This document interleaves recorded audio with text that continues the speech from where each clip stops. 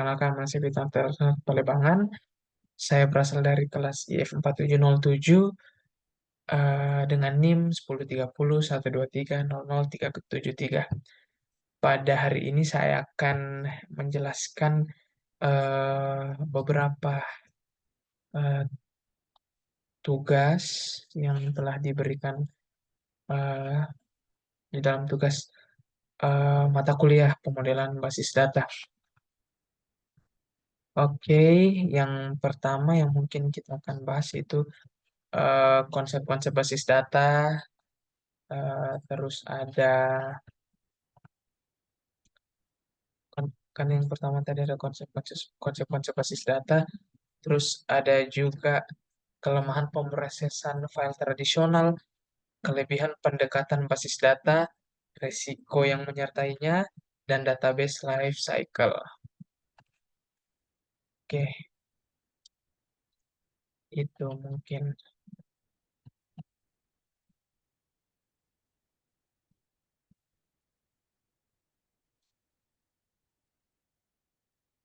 Oke, sebelumnya kita akan masuk dulu di konsep basis data. Apa sih basis data itu?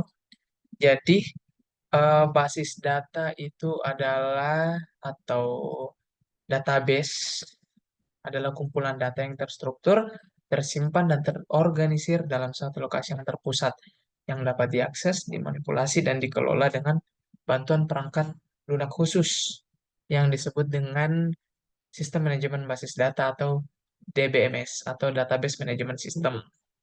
Nah, jadi kalau misalnya kita kita anggapkanlah basis data ini kayak perpustakaan yang di dalamnya itu dipenuhi dengan buku-buku. Mungkin seperti itu permisalahannya.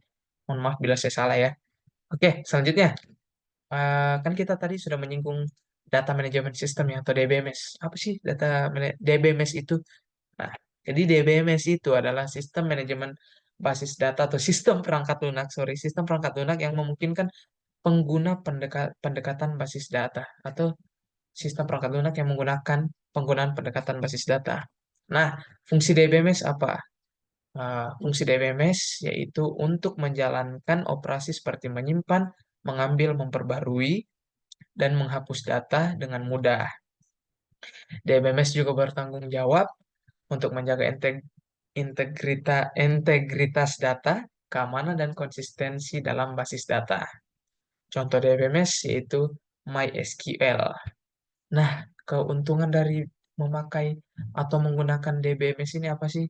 Nah, ada banyak, tapi yang saya sebutkan mungkin em, 4 ini. Tetapi sebenarnya masih banyak lagi fungsi keuntungannya. Yang pertama itu integrasi data. Jadi DBMS itu em, memungkinkan integrasi data kita yang dari berbagai sumber dan aplikasi menjadi satu lokasi yang terpusat. Jadi kita itu bisa mudah dalam mengaksesnya, menganalisisnya, dan memanajemen data kita secara efisien. Terus yang kedua ada konsistensi data. Jadi DBMS memastikan data kita eh, data kita itu bisa konsisten dengan menyediakan mekanisme untuk mengelola dan mengontrol data secara terpusat. Jadi ini juga bisa mengurangi risiko redundansi dan inkonsistensi pada data. Seperti itu. Nah, yang ketiga keuntungannya itu kontrol akses. Jadi DBMS itu akan memberikan kita kontrol akses yang ketat terhadap data kita. Jadi yang bisa akses mungkin cuma administrator ya untuk menentukan hak akses.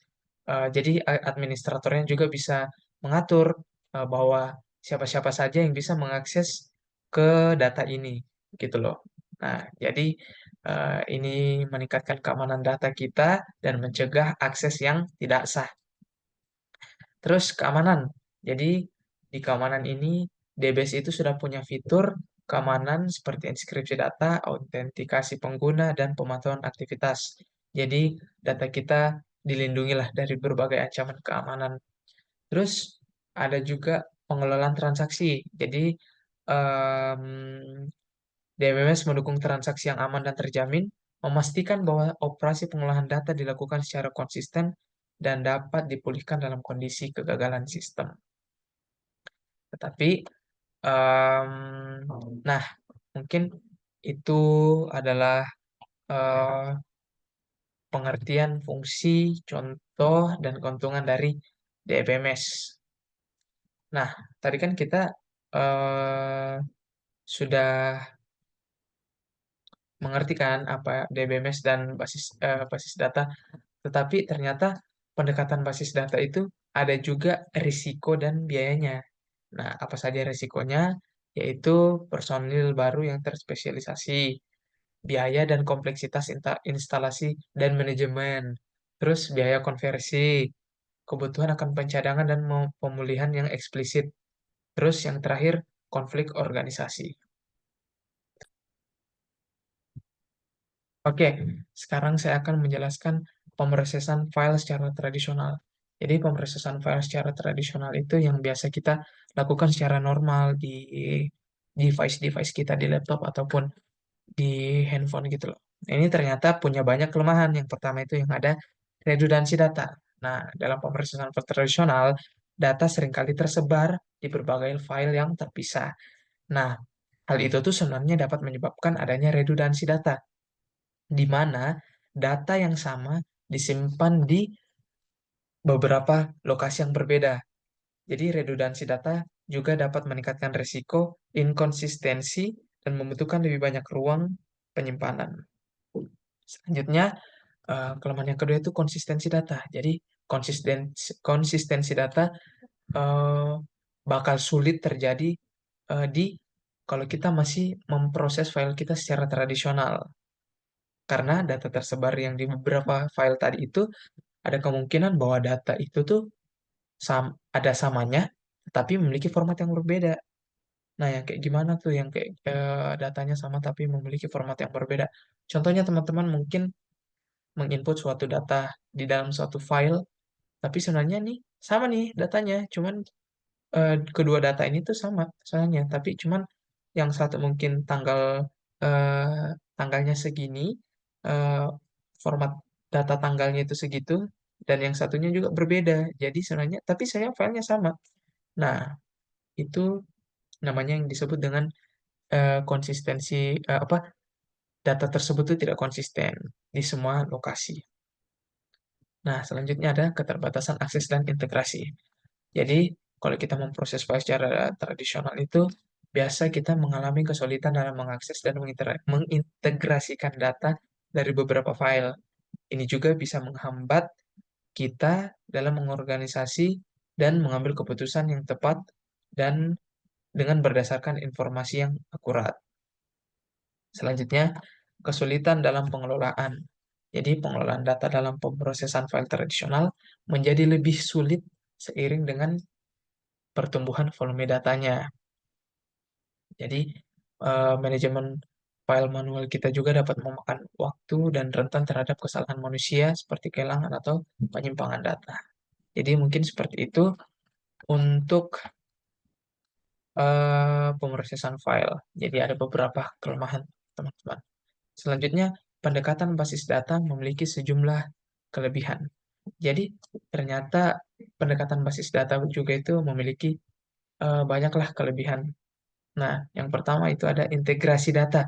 Jadi, basis data memungkinkan kita atau penggunanya mengintegrasikan data dari berbagai sumber dan menyimpannya dalam satu lokal terpusat. Jadi, ini kita difasilitasi akses yang lebih mudah dan konsisten terhadap data dari berbagai aplikasi atau departemen dalam organisasi. Yang kedua ada konsistensi data. Jadi, basis data juga membantu kita menjaga konsistensi data kita dengan memastikan bahwa data yang sama disimpan hanya dalam satu lokasi.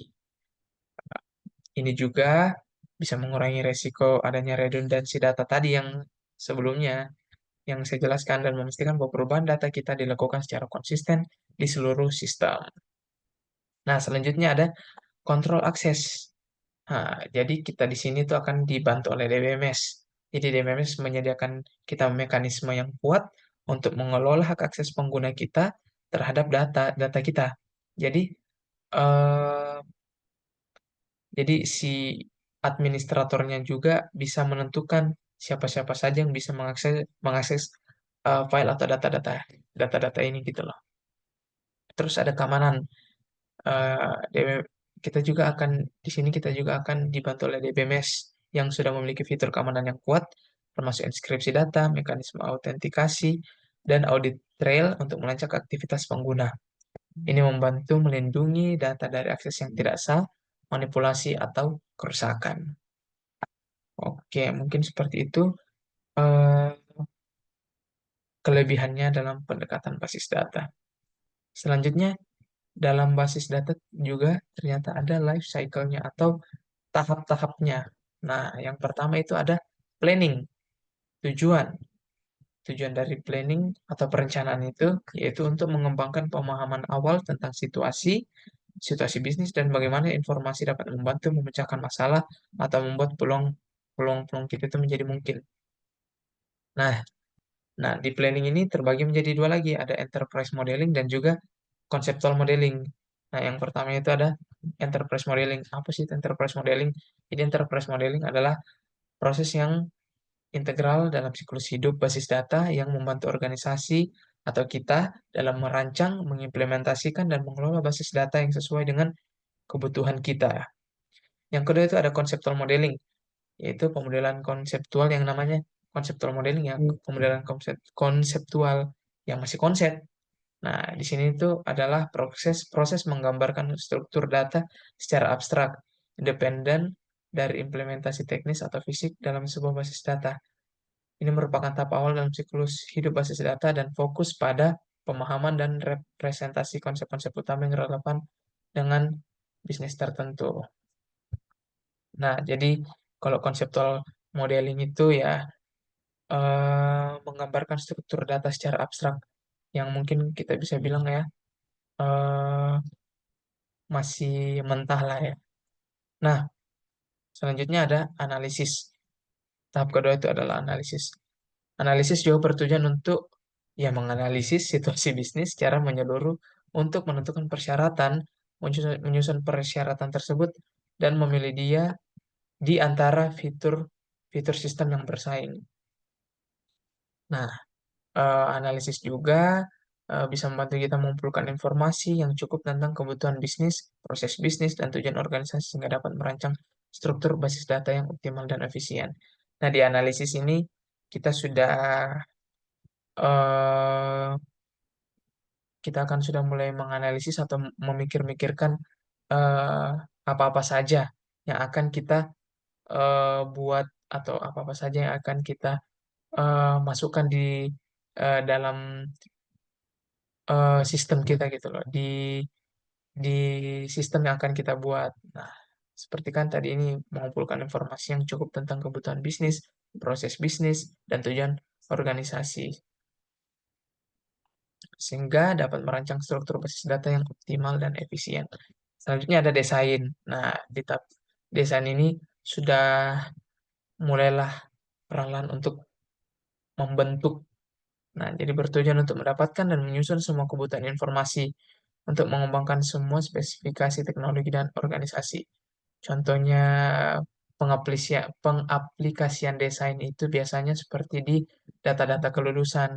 Contohnya kayak misalnya di dalam website sekolah kan pasti ada kayak pengumuman, misalnya ada pengumuman kelulusan. Nah, eh, administratornya mungkin buat search bar buat mencari nama mahasiswa biar siswa nggak kesulitan lagi untuk scroll satu-satu untuk mencari namanya di eh, di website kelulusan tersebut. Nah, itu ada di tahap desain ini. Seperti itulah pengaplikasian desainnya. Terus ada tahap implementasi. Tujuannya untuk menulis program, membangun basis data, menguji dan menginstal sistem baru, melatih pengguna, dan menyelesaikan dokumentasi. Jadi implementasi ini udah udah mulai dibangun lah sistem data kita, udah mulai dibangun lah basis datanya. Em, sudah mulai adalah bentuknya. Nah, jadi di dalam implementasi ini ada langkah-langkahnya. Yang pertama membuat kode dan menguji program pemrosesan basis data, melengkapi dokumentasi database dan materi pelatihan, menginstal database dan mengonversi data dari sistem sebelumnya. Seperti itu. Terus yang terakhir ada maintenance. Yang namanya maintenance, ya pasti tidak jauh dari memperbaiki dan meningkatkan. Tujuannya untuk memantau operasi dan kegunaan sistem dan untuk memperbaiki dan meningkatkan sistem. Nah, jadi ini tahap selanjutnya dari implementasi tadi. Jadi mungkin apa yang dalam pengimplementasiannya tadi apa yang kurang itu bakal ditingkatkan, terus apa yang misalnya rusak itu akan diperbaiki di proses maintenance ini. Nah, di maintenance ini tuh ada langkah-langkahnya, menganalisis basis data dan aplikasi basis data untuk memastikan kebutuhan informasi yang terus berkembang telah terpenuhi. Yang kedua, menyetel basis data untuk meningkatkan kinerja. Ketiga, memperbaiki kesalahan dalam basis data dan aplikasi basis data serta memulihkan basis data ketika terkontaminasi. Nah, mungkin segitu saja dari saya. Mohon maaf bila ada kesalahan dalam menyampaikan materinya. Mungkin ada koreksi, bisa eh, dikomentari apa yang kurang dan apa yang terlalu berlebihan. Oke, itu saja dari saya tentang konsep-konsep basis data. Terima kasih dan sampai jumpa.